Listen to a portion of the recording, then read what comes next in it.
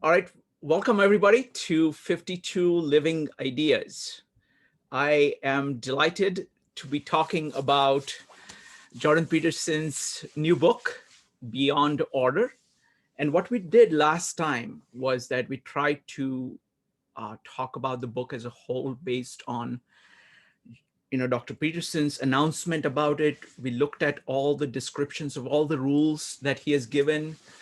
I tried to integrate, connect that with the 42 rules that he has. And then we voted on all the 12 themes of the rules, of all the 12 rules. And this particular rule, rule number 2, won the vote with almost 50% of the votes. So I decided to jump in to this. So what I want to do here, so firstly, I want to tell you that we have a long history of studying Jordan Peterson. We started studying at our meetup in New York. We started studying Jordan Peterson before he became famous. We're primarily interested in Carl Jung, and we saw that Jordan Peterson had done a fantastic job of presenting ideas of Carl Jung in a more clearer way and more powerful, more applicable way than Jung himself.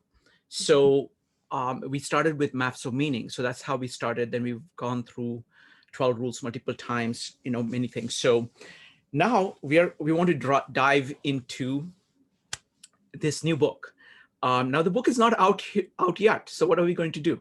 The beautiful thing is that the themes that Jordan Peterson talks about, he is explicated in many, many different ways through many, many videos, both his earlier books.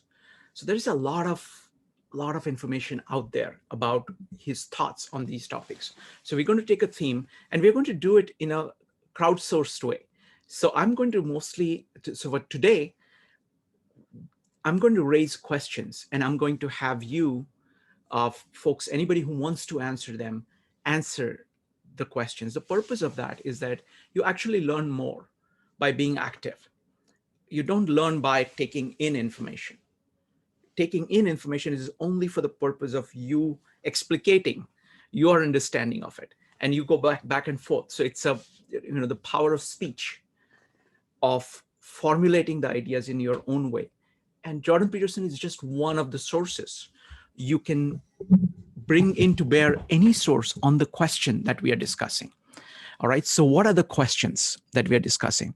So when Jordan Peterson talks about rule number 2, he talks about the development of an integrated human personality. And in other places, he has talked about the crucial role a character plays in our lives. Our primary creation is our own character. Everything else is made possible by that. So we're going to focus today on on what character you're trying to create. That is the first question. So what do you imagine you could be? So one of the rules from his 42 rules, which I think is most applicable here, is imagine who you could be and then aim single-mindedly at that. So the discussion today is divided into 2 parts. First is on the question of who do you imagine you could be? What is your self-ideal? What is your future self? What is your ideal character? So that's the first question I'm going to raise. And the second question is, how are you planning to get there? How do you get there? Okay, so those are the 2 questions. And I'm going to call upon anybody who wants to volunteer their own answer. This is not, you're not trying to talk about Jordan Peterson's answer. You're trying to talk about your own answer. And there are some amazing people on this call. So I expect that it's going to be a wonderful discussion. And we're going to bring all of that together. So there are 3 themes, 3 ways of looking at this question. The first question I'm raising: what is your ideal character that you're aiming at? So that's one way of formulating it. Second is, who do you imagine you can be? Yes, you're welcome to put your answer. Can you put the questions in the chat? Sure. Can somebody do that? So the first question is, what is your ideal character? The second question is, who do you imagine you could be? These are all aspects of asking the same question, 3 ways of asking the same question.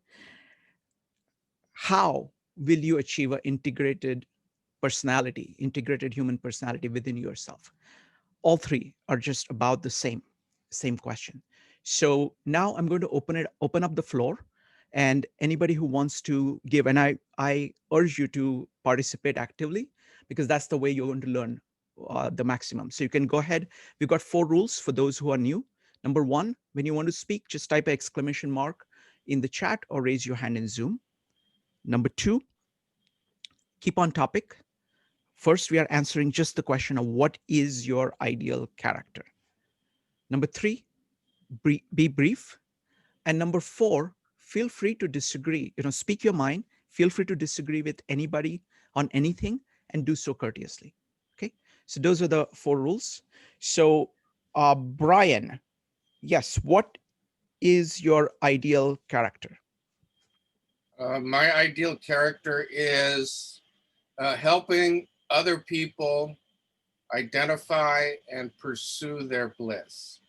Okay, very good. Are you familiar with Jordan Peterson? Yes. Wonderful. And Joseph Campbell. And just I kind of raised my hand because a couple things. I taught a course on this at university level at the University of Maryland. I started out with 60 students. University course means sponsored by the whole university, not a faculty.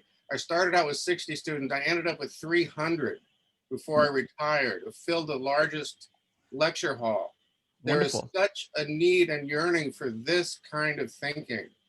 I had a tremendous resonance on this. So I was so eager to participate today. Also because, number 1, I just had a former student contact me. She's in the doldrums. She's agonizing over these things. I invited her to join today and she can't make it. So I noticed you're recording. How can I get that recording to her? Absolutely, sir. But you can just go to 52 Living Ideas on YouTube, and you'll find all the recordings there. So, folks, Brian, I'm delighted to have you here. And what we're going to do is I will just go around, get everybody's take on this, and I'll give you plenty of time to put your. I'm really curious to hear what you found, but I want to get everybody's take in first, and then we will go ahead and do the discussion. So, folks, anybody who wants to, so Laura says to be a renowned artist who brings art to all. Okay, you can go ahead and type an exclamation mark, and then you can speak for about how you think about your character. So it's going to be Joe first. Joe, go ahead. I mean, I think about it with Stoic principles ultimately, so that these kind of gauge our interactions with everyone else. So if you're managing yourself, you're managing your own personal character, then this allows you to determine what is actually meaningful in meaningful actions within that process. So that's the way I've kind of lived my life in general. I've always gravitated towards ethical principles over say personal goals. So that's the distinction. And I find that to be ideal because at the end, I think that that's the only thing that really kind of matters. And so I try and think of things as over a lifetime period. And that's where I kind of come back to ethical principles as being a very important part of that. Wonderful, wonderful. So far we have ethical principles. We got, helping others find their bliss. Next up is Shelley, Francoise, and Leslie. Shelley. Yeah, so I do have a comment, but I think Joel did ask a good question. It would be good to have a definition of when you say character, what do you mean by that? Just so everyone is on the same playing field when they're answering it. Do you have a definition that you could provide? I think that let's put it this way. Character is basically who you are. That's very interesting because I've never really thought about defining character. It's basically your own identity. You're saying, who you are, what you're about, how will you operate. So you're kind of your core values and virtues all put together, but not as separate, this is what I hold, but actually embodied in you. Yeah, I think you could define it as your core values that you purpose to act out or attempt to act out in real life, right? That Values, would be, values is one aspect of it, but as important is virtues. How are you going to do things? So it's kind of values and virtues combined, intertwined, right? intertwined, Yeah, that you hold explicitly and you have embodied. right. Which embody is like you're acting on it. You're saying, Yes. okay, these are my aims with these values and virtues. This is who I want to be as a person. So, I mean, I think I could answer that in a lot of different ways in terms of my goals in my life, or how what is important to me and how I want to act those out in life. But I'll comment on one aspect that is above all else, I think, for me. And my son, back in, one of my boys, when he was in 10th grade, he had an assignment and he asked me a bunch of different questions. And one of the last question was, when you die, what do you want people to remember about you? And my answer was that they mattered to me, that the people I loved mattered to me. And so that is a huge motivator for me when I'm making choices in life, that the people that I love and I care about and that I'm in contact with, that they know that they are important to me, that I recognize their intrinsic value. Peterson calls it the spark of divinity within them. So really, I think at the heart of everything, that's the most inner and most important part of my character. Wonderful. That's beautiful. Thank you. Thank you, Shelley. Next up is Francoise, Leslie, and Giamparo. I don't know how to pronounce your name yet. I will try. I'll keep trying. Francoise, it has taken me 4 years to pronounce your name correctly. So oh, but you go ahead. succeed, so that's great. That's good. So, well, I'm more at the end of all my career. So what happened up to now, I really got where I wanted to be as the founder of a small business. And I always said, I don't want to retire. They have to kill me to retire. So what I see for the future is really to stay a powerful leader. Even though it's a small company, I want to give the vision to the people working with me. So by being that leader, it's to provide organization and empower the people who are working with me. And since it's in the travel business with the COVID catastrophic situation of now, I really want to be better than before. When things come back, I'm using all that time, which is like a dead end. It's a survival period, but it's only to do better and keep on what I used to do, keeping my team, empower them to wait and be patient, and being able to do more and better what we did before. Wow. Excellent. Excellent. Thank you. Thank you, Francoise. Next up is Leslie. Hi, good morning.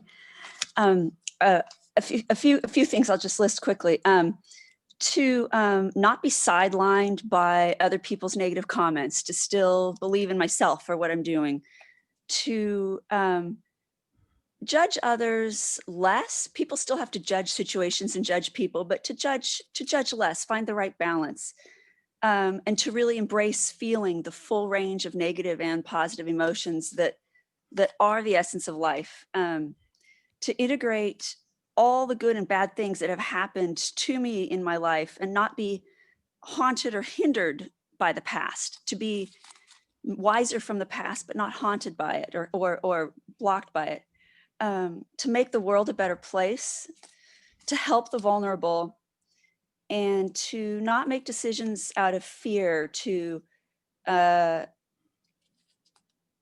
walk toward fear if I need to make sure that I'm pursuing what's important. Thank you. Wonderful. Thank you. Thank you very much, Leslie. Next up is, let's see, Giamparo, Marco, Dave, Jyoti, Ryan, and John. Giamparo, I don't know how to, can you please pronounce your name again and go ahead? Oh, hold on. There we go. My name is Giampiero. Giampiero. Okay. And what I would like to embrace in my life and continue to practice this is the rules from Jordan Peterson from his first book, two specifically. The first one that I'm working on is to tell the truth, or to at least don't lie. And the other one is to treat myself as if I am someone responsible for taking care of, because I don't often treat myself with that love and respect and compassion. So those are the two things that I want to Wonderful. embrace and embody. Thank you, Gianpiero. Next up is Marco, followed by Dave. Marco.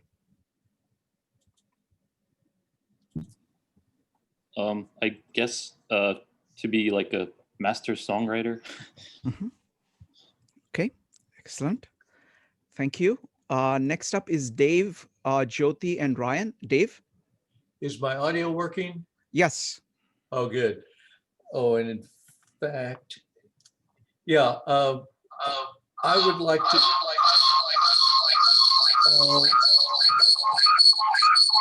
You just have to stop the audio from the what you just started. Go Yeah, ahead. wanted to. Okay, I'll give you a couple of minutes to fix that, and I'll come back to you. Okay. No, it's good. Now try it. Well, let's try that. I would like to be a mentor to help other people. And successes I've had. One time I was mentioning Carl Rogers becoming a whole person, and another person in the small group with me a couple weeks later thanked me. I was I recommended that. Carl And part of this is because Okay, I sorry, Dave. so Dave, there I are enjoy two helping others. separate But thanks sounds for that are comments. coming I'll try from to you. get my audio fixed. Sorry. Okay, no problem. Next up is Jyoti, Ryan, and Jonathan. Jyoti. Yeah, my my goal is very sort of global. I want people to know me for who I am, not because of my race, my color, or my wealth, or what I look like. You know, I'm beautiful or I'm ugly or whatever. And I want to bring the old-fashioned values because a little time that I spent in India, I was so happy because my neighbors were my relatives in a way. We did things for each other, and we just walked in everybody's houses without announcing them and what have you. Here it's almost like I have to redefine myself. I had to redefine myself, and I never got comfortable with that. Even when I moved into a new neighborhood, I just got very fortunate that the process was not as arduous, but it was always weighing on my mind that, oh, geez, now I'm in the new neighborhood. Now I have to start all over again. And why people who come in contact with me cannot look at me as the way I am, the way I represent myself. I'm an honest, hardworking, good person. That's it. Wonderful. Thank you. Next up is Ryan, John, and Kevin. Ryan. Yeah, hey guys, I was on last night as well. Great meetup. Hi. One of the things that I've been focusing on lately is mostly about how I behave and how in the world and what my habits are. So a lot of times I ask myself, like, if I'm an employee, how can I be the kind of employee I would want to hire? If I start a business, how can I be the kind of entrepreneur that I would look up to? Right. So I want to be the person that I can look up to every day. And what habits am I building? What am I cultivating in myself as a person that I can be an inspiration to myself? So yeah. Wonderful. That's beautiful. Thank you. Next up is Jonathan, Kevin, and Jean. Thanks, Shrikant. Yeah, so I think character is an interesting word. And I found that like words can sort of sometimes belie truth in the words we use, because we're human beings, and we just sort of use these metaphorical words. In the case of character, it's when one thinks of character, they think of it's not really a word in a vacuum, right? It's a character is tied up with a story. I think that's really the essence of character is it doesn't really exist outside of being part of a story. So when I was younger, and I was just starting to like learn about character, because when I was growing up, I didn't really get exposed to that or the notion of character. I remember having these sort of very static ideas of what a good character or like an ideal self would be, you know, and I would try something out and it would just go terribly wrong or not, or, you know, and it just was very like clunky. But as soon as I started thinking about what sort of story I wanted to be part of, that word I feel got a lot more meaning, and it was a lot more easier to focus on having a good character, because I think the thing at least the thing I've noticed and the thing I'm hearing from other comments is that I think the thing we're after with developing a good character is not just the character itself, but actually probably more importantly, the stories, right, that we're telling. And so that's usually when I'm thinking about building a character, I'm thinking about the story I'm a part of, and whether I can tell the story and whether I'll be proud to tell the story. Am I trying to be the hero in the story, or am I just trying to tell a good story? Sometimes you want to be the hero in the story, and you really shouldn't be the hero. You should really let other people be the hero. So anyway, those are some of the things I think about. Well, John, that was a great observation about the link between character and story. And Jordan Peterson definitely thinks in this way. So his entire kind of maps of meaning has these two circles. You know, this is where I am. This is where I need to go. And this is the, you know, path by which I'm going to go. So it's like, it's three-part things. So here, there, this is how I'm planning to go there. So wonderful. Thank you. Next up is Kevin and Jean. Kevin. For me, I would be a good communicator to find a common ground with anyone, to build harmony in diversity with anybody, and to enjoy their joy and share their pain. Wonderful. Thank you. Thank you. Very nicely put, Kevin. Next up is Jean. Yeah, I'm actually thinking through this, join this group and the self-discovery journey, especially Jordan Peterson. I was reading last night and suddenly I understand everything they're talking about on the map of meaning, because last time I tried it, I couldn't understand it. So I think through my own discovery journey to inspire others to do the self-discovery, because as architect, I do a lot of house design for people. And I heard a lot of people say, I just want to have a house like my neighbor. And I said, no, you want house to express yourself. I think the reason we have a bland city because people don't find their true self. So they're not to show even in their building or environment who they are. So we have this boring city or boring house, and they just want to be like the next door. If everybody can find their true self, then we can find more interesting design and characters in every single house and the city. Wonderful. Thank you. Thank you, Jean. Great observations.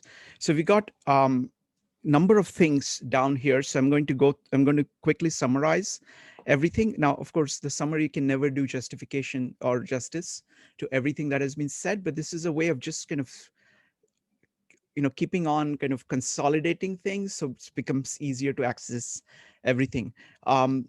We have more time. So if you have not already talked about it and would like to talk about what you see as your ideal character, what is it that you're aiming at in your person, you can go ahead and type ! And I'll come to you. But I'm going to try to summarize various things. So Joe talked about, you know, Stoic principles as giving him the foundation. Brian talked about helping other people find the bliss. There is a lot of commonality on this, you know, with regards to other people. You know, Shelley talking about that other people matter to me. Francois talking about having a vision as a leader. Dave wanting to be a mentor. Jyoti wanting to show the value of old-fashioned values and kind of authentically relating to people regardless of their background. Similarly, Kevin talking about being able to communicate harmoniously with a whole range of people. At the same time, there are kind of individual perspectives, and both these kind of go together. So, Jean talking about being true to your own self.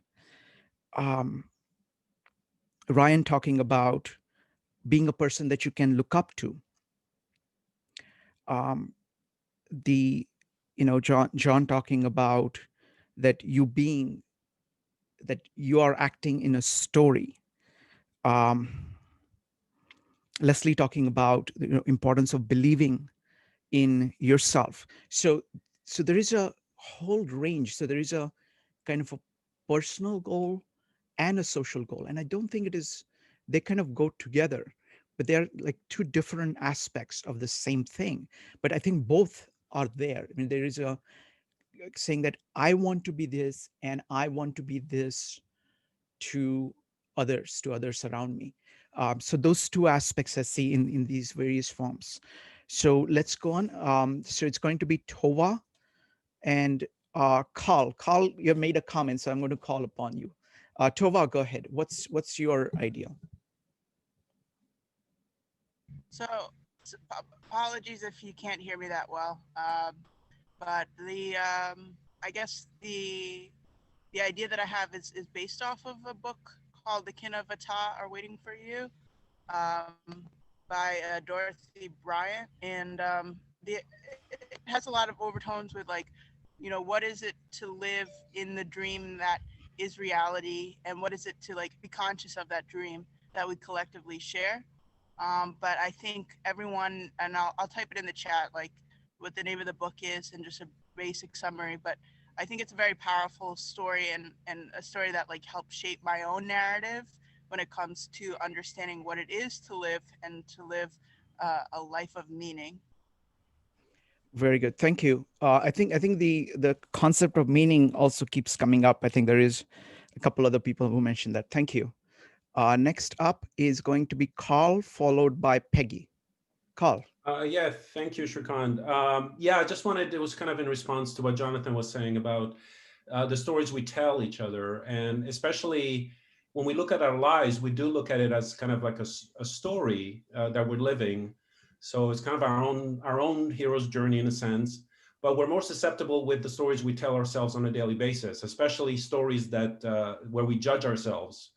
And so technically, everyone, the way we look at it from our perception, everyone is the hero of their own story, technically. So that's what I just wanted to comment on. Wonderful. That you don't really see yourself as kind of like a side character in the story. And Carl, what's your story? That's a good question. It's a very wide story. It's definitely a unique story that involved being the son of flamenco dancers and moving around the world a lot and just kind of from country to country. And eventually when my father died, my mom remarried a Frenchman and we moved to France. And France was the first country that I spent maybe a few years. And then we came to the United States. And as soon as I came to the United States, I had a relatively normal life, except for my brain and my joy of exploration and not having a regular 9-to-5 job and just doing what I love to do and being grateful that that's where I am right now. But I still have dreams and hopes, so my life continues. Wonderful, wonderful. Thank you, Carl. Next up is Peggy. Oh, well, I'd love to help homeless children.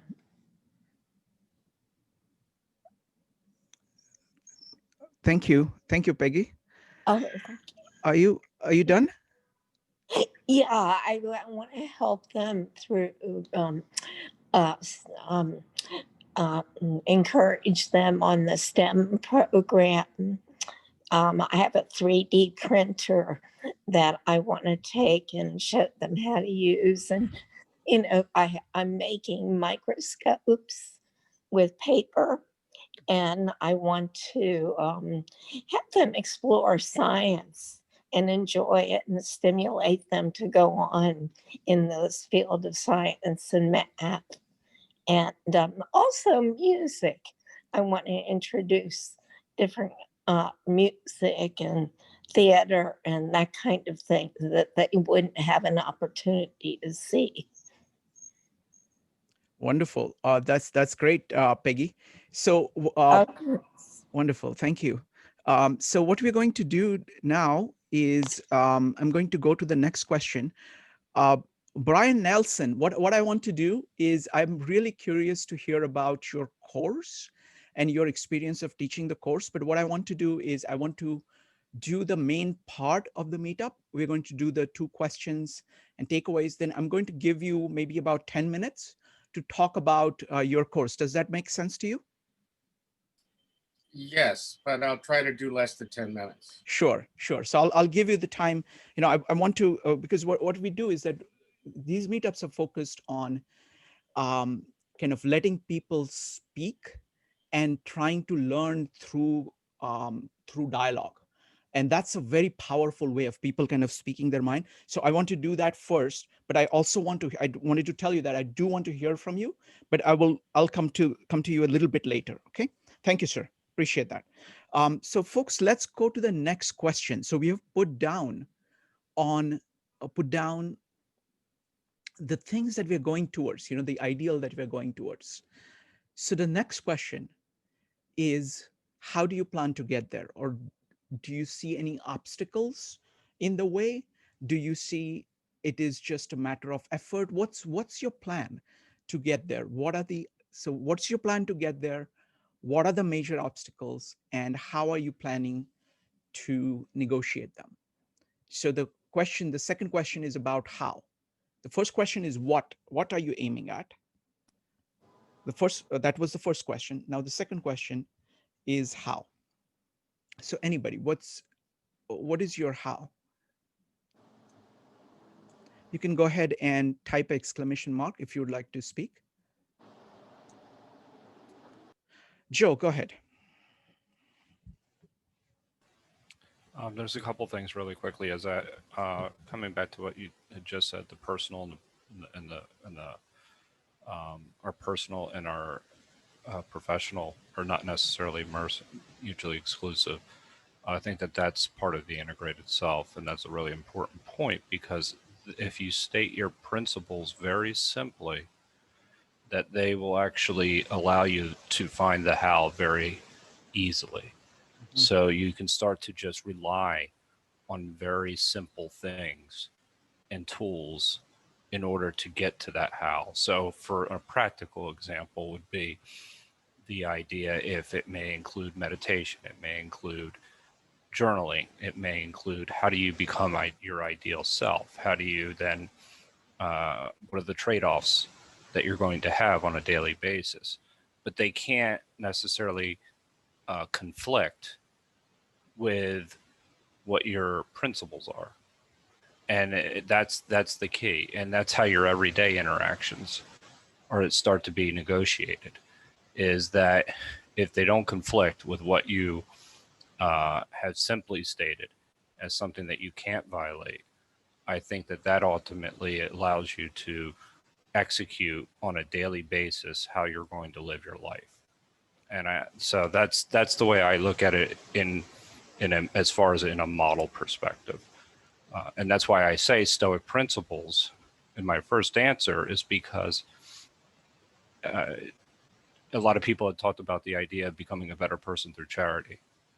But I also see that justice is a fundamental part of that. So if I live in accordance with justice, then I can be charitable. So therefore, justice then drives my interactions. And so you see the interconnectedness between these virtues. And I think that starts to allow you to develop a model for a daily basis. Wonderful. Thank you. Thank you, Joe. So I just want to make a couple of comments. I think, firstly, clearly saying that this is my ideal is a huge step, because that kind of begins the process. Like we're talking, watching these videos by Akoff about systems thinking and many other kind of systems thinking, the systems thinking videos and thinking. And the core point is that unless you kind of specify your goal, you really have no chance of doing anything. So I think that's a huge deal of being able to kind of clearly specify and spending a lot of time focusing on it. Something like art is very powerful in helping you. Something like role models, people you look up to, is a huge factor in establishing that. And that's one large part. The second part is that if the goal is not just values that you want to achieve, but also includes virtues, this is the kind of person I want to be, like Joe is talking about Stoic ethics. So that's the how is kind of built in. This is, so how, this is my goal, this is how I want to be. So that's, that's the, that's kind of included. The how kind of comes from the what, if it is a virtue. Yes, Joe. I just wanted to say one other thing that I failed to say was the idea, and you just alluded to it, was defining success. What is success in this journey? And so I think that's key, because you can start to measure yourself is, am I really the person that I want to be? Is this where I want to be? And I think that constant reassessment, tools like journaling allow you to do that, but that's a very important part. Wonderful. Thank you, Joe. Laura, what's your answer?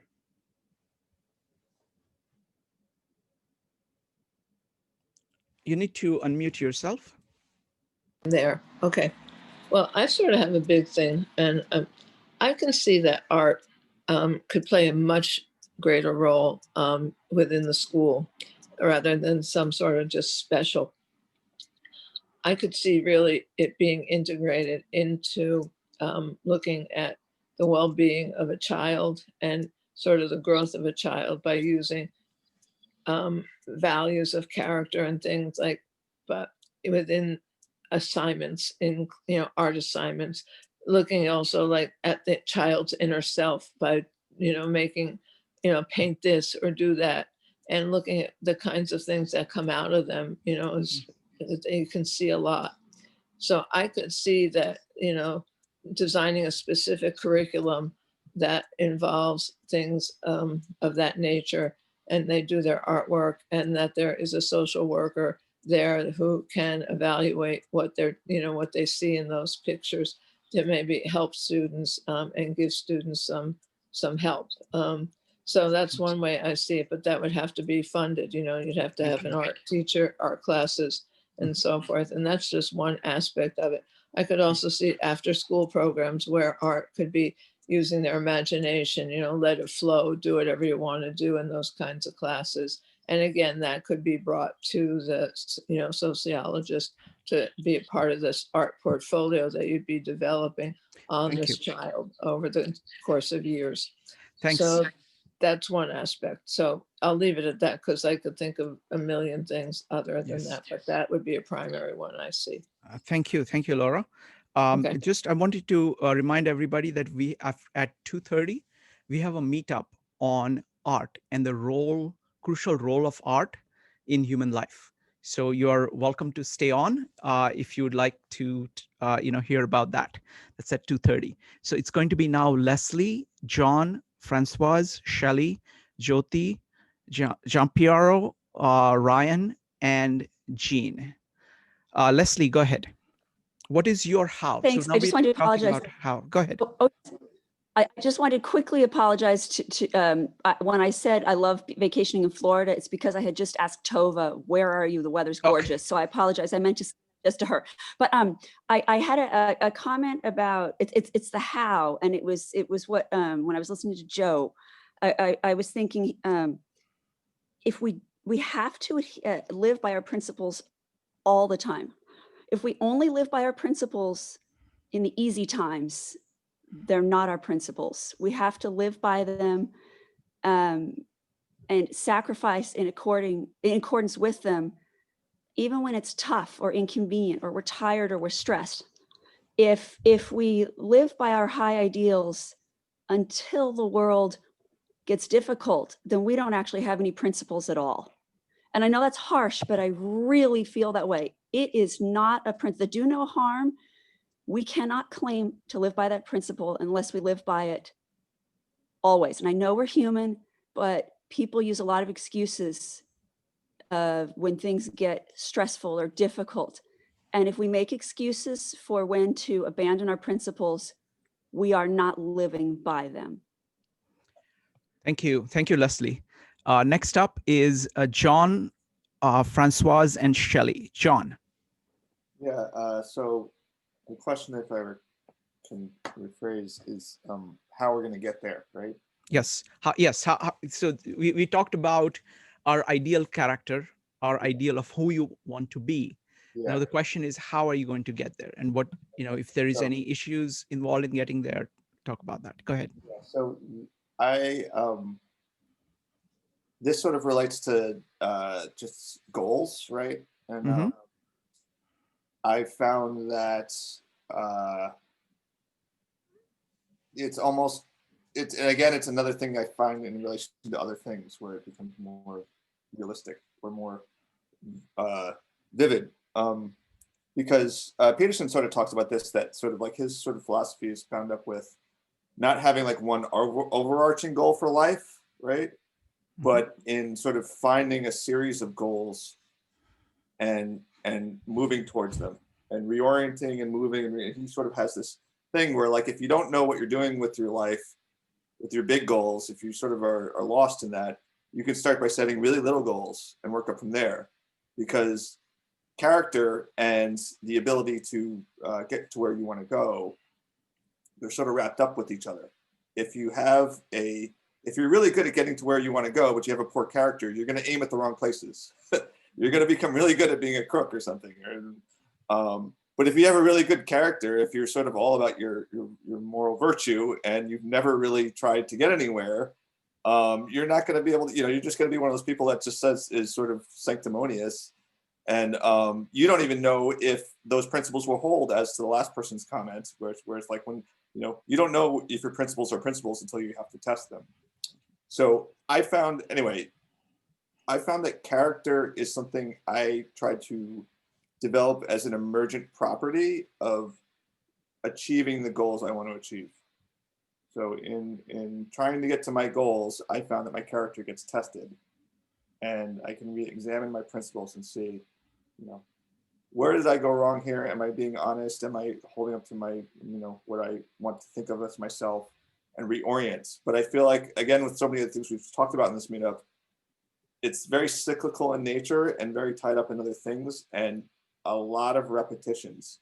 If you're just doing it, like if your character cycle is like 1 year, I don't know if that's really, I mean, at least for me, in my experience, when I set those long goals, like, you're usually way off the mark. You're sailing across the ocean and your compass is pretty poor, and you think you're going to India and you end up in America. So I found that, like, to simplify that, character is sort of something that is emergent from trying to pursue your goals virtuously. Thank you. Wonderful. Thank you. Thank you, John. I just want to say that if you're going purposefully somewhere and if you end up discovering America instead of India, it's still a great thing, as we can all enjoy here. Next up is going to be Francoise, Shelley, and Jyoti. Francoise. So as I mentioned, I'm trying to be a powerful leader, and having a vision has to be shared. It's not the vision, my vision, is the vision that the whole team has to share with me, and be very clear and reassessing constantly that vision. So they understand, and they can work in that direction. Now, within the team which is involved, it's really also to have very clearly the role of everyone. Everyone has a role, and as much as possible, everyone is doing what they like to do. To know the strengths and weaknesses of each other and helping each other, whereas doing what we do with pleasure, versus suffering. So it's clarity, it's integrity, and it's also trial and error. You know, we advance together, we go in the same direction, and we communicate. I always think that all problems in life come from communication. So it's really having the communication as clear as possible within the direction of that goal. Oh, that's wonderful, Francoise. Thank you. Next up is Shali, Jyoti, and Japir. Shrikant, this is a really good question, and I appreciate the opportunity to evaluate it. So I'm a naturally a goal-oriented person anyway. I have a lot of aims in life, and I have aims in every area of my life, right? So I have an aim as a parent. I have an aim as a friend. I have an aim when I'm at work. You know, what is my character like at work? And it is really consistent across all of those. But I do have all these different aims. And when you asked this question, I was like, well, what is the foundation, Shelley? Like, how have you achieved any of these character-based aims? And I think for me, for years and years and years and years, one of the things that's been conscious in my brain is I want to see myself clearly in the mirror. When I look in the mirror, I don't want to be deceived by who I am. And we are very, very, very complex people, right? And Peterson all the time talks about, you don't even know yourself. Like, you ain't got a clue. You know what I'm saying? So for me, it's been really seeking clarity on who I really am so that I can diagnose where the misses are and fix them. And then having relationships where people who love me and are providing good feedback for me, right? They speak truth and love to me. I have a very, very dear best friend, and honey, we call each other out on our stuff, right? There are no masks, it's not hidden. And it's this wonderful relationship because I really get to grow in my person. And I think we need to be asking people that we trust for feedback, and then we need to be aware that we need feedback. And I think those are the things that can be a path forward to achieving these kind of hard to define aims in terms of character. Wonderful. Folks, I'm going to be talking to Shali about her life and her ideas tomorrow at 5 p.m. Eastern time. So don't miss that. It's going to be very special.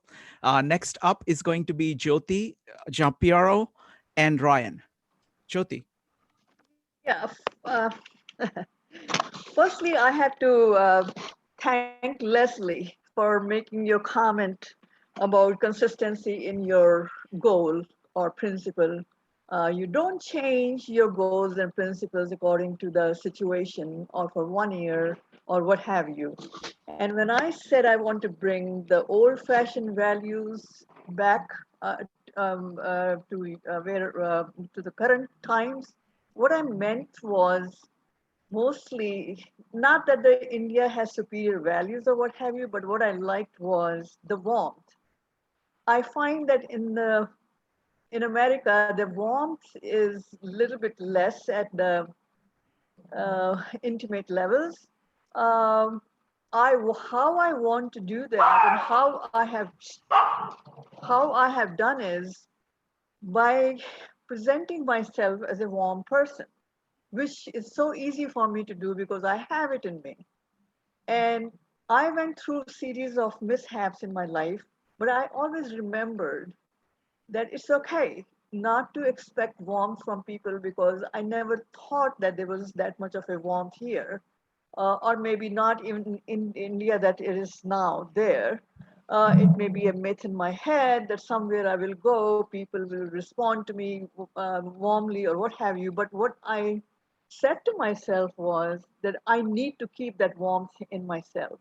As much disappointed as I am, I have to carry on with what I have in me. As a result, I was able to make some very good relationships. My first relationship in the city was Thinking Society, Thinking Group.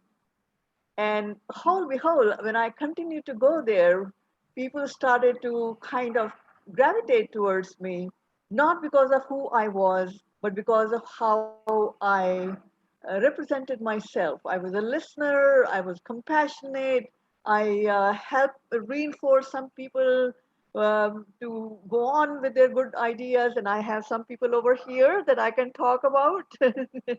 Joe is nodding his head. And I felt good. That was the feedback that I got from the society. That was my first society in a long time, because I worked with one society that was work, and that can be a cutthroat.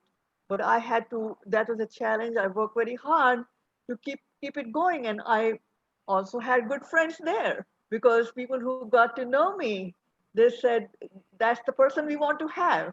So what I mean by old-fashioned traditional values is basically to go on in life with warmth, no matter how cold around you it is, no matter how hostile people have become because of the circumstances in their life and what have you, but you got to go on with your goal. And it helps you morally, psychologically, uh, and physically. And those are the benefits. And if it happens with few people, you are very fortunate. If it doesn't happen, you move on. You keep giving. That's about it. Thank you. Thank you, Jyoti. And this is, I think, very interesting. Like what happens is this is one of the advantage of immigration, that, people from different cultures can talk to each other. So for example, this point about really warm, genuine, deep human connection is quite common in India, or let's say Southern Europe. It is not, it is relatively rare. Even the value, it is always there. This is very much human, but the emphasis of that in different cultures varies quite a bit. So this is one of the great advantages of immigration, that values, human values from various places can be learned and shared this way. Next up is Japiero, Ryan, and Jean.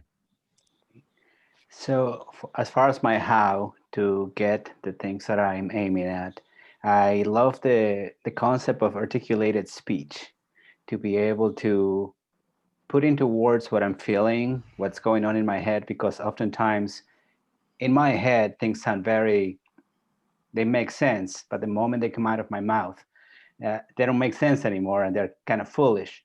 So I want to engage in more conversations with other people, because I've learned, because I've been studying Jordan Peterson, that when I speak and I listen to what I'm saying, oftentimes I can begin to refine what I believe and what I'm saying, so I can, next time around, better convey the ideas that are truly inside of me. So I want to engage in more conversations. I want to listen to other people empathically, and more important, engage in conversations with all the different parts of myself. I like something that Jordan Peterson said, that we think of ourselves as a constant, but we're a community of cells. And sometimes when I get angry, it may not be the man who's speaking right now, but maybe the soldier 10 years ago who went to war, who's been triggered and it's angry. So I need to have those conversations with that person with empathy, and remind that part of me that things are okay. You're not powerless, you're here, the situation is different. And be able to articulate those things. And that's Wonderful. my how. This is a theme that has come up by multiple people. I think the power of articulation, of being able to kind of speak things out and then look at them. It's the same point similar point that Shelley says, that you have to be able to look at yourself clearly in the mirror. So when you're writing, for example, for me, my favorite thing for implementing that is writing. When you write out your thoughts, you can actually look at it. You can be self-reflective. Is it clear enough? It's the same point that Francoise made about the power of communication. All it comes down to communication. This is kind of communication with yourself. You need the clarity. You need to achieve the clarity, because you have kind of intuitions. You have kind of mixed bag of things. Articulated speech, kind of straightens out all that mess. You, by repeated iteration over it, and say, okay, this is what I see. Is that true? No, I modify that. So it's a beautiful point. Next up is Ryan, Jean, and Tova. Ryan. All right. Well, I've been trying to figure out how I want to do the things that I want to do. And to do that, I would usually look at people and try to figure out how they have achieved stuff. And recently I looked at, I was reading about Da Vinci because he's considered one of the most prolific or probably the smartest person to have ever lived. That's the title he holds. So I wanted to see what he did and how he achieved his things. And as I was reading about his life, I realized that what is the difference between times back then and how he achieved what he did versus times now. And I came to realize that it's more about having a lot of focus and basically not being distracted. So today we are distracted by everything else. We are influenced by everything else so much that we don't get the opportunity to look at ourselves and become ourselves, or have the house that we should have instead of our neighbors, right? So that's one thing I've realized. And the second thing I realized is that there is a necessity for more discipline, because I think there's a quote which goes by as like either feel the pain of discipline or the pain of regret, right? And I think that's completely true. So I have to be more focused and more immersed in what I'm doing, less distracted, and have the discipline to do things, even if I'm not really enjoying it, but actually work through it and have some kind of faith that I'm moving forward, you know. Wonderful. Thank you, Ryan. Next up is going to be Jean, Tova, and Kevin. Jean. Yeah, I think how to get there, I think the first step is build your own value system. And I found the Stoicism very helpful. Yesterday we learned, just like Joe mentioned, we learned the 4 different principles: practical wisdom, justice, courage, and temperance. I found the thing I really need to work on is temperance. So, and then I suddenly, with Jordan Peterson, I suddenly understand why I spend so much time study all these things, and the people don't understand around me. So why you study psychology, philosophy, it seems irrelevant. People have more practical, important things to do. And I realized the important to have this core value, a system inside of you create this order and principle for you to do anything related to your life. Once that built, then all the skills, secondary skills, is on top of that. You know, you can have a sword, you can use it to build a house, or can use it to kill people. The tool doesn't tell you what to do, the value tell you what to do. So once you have this solid value system, then all your skills, your work aligned. Then the second step is learning all this self-help book. They tell you whatever you need. You just get the tools you need to get to your goal. Then have a steps to step habit, build your habit, all these things, you know, screen the information. So all this will be in place. Suddenly this structure is very clear to me. So I found that's my understanding. Thank you. Thank you, Jean. Next up is Tova, Kevin, and Marco. So Tova, how do you plan to get there? I think what I've come to understand is most captured by like Lucille Clifton's poem that's just like 3 lines. Love rejected hurts so much more than love rejecting. They act like they don't love their country. No, what it is they found out their country don't love them. And I think what I'm coming to terms with is living in a country where I'm not wanted or I don't exist. And my response to that story that is being told of and to me is to create my own narrative and, you know, combine the voices of those also unheard into one unifying sound.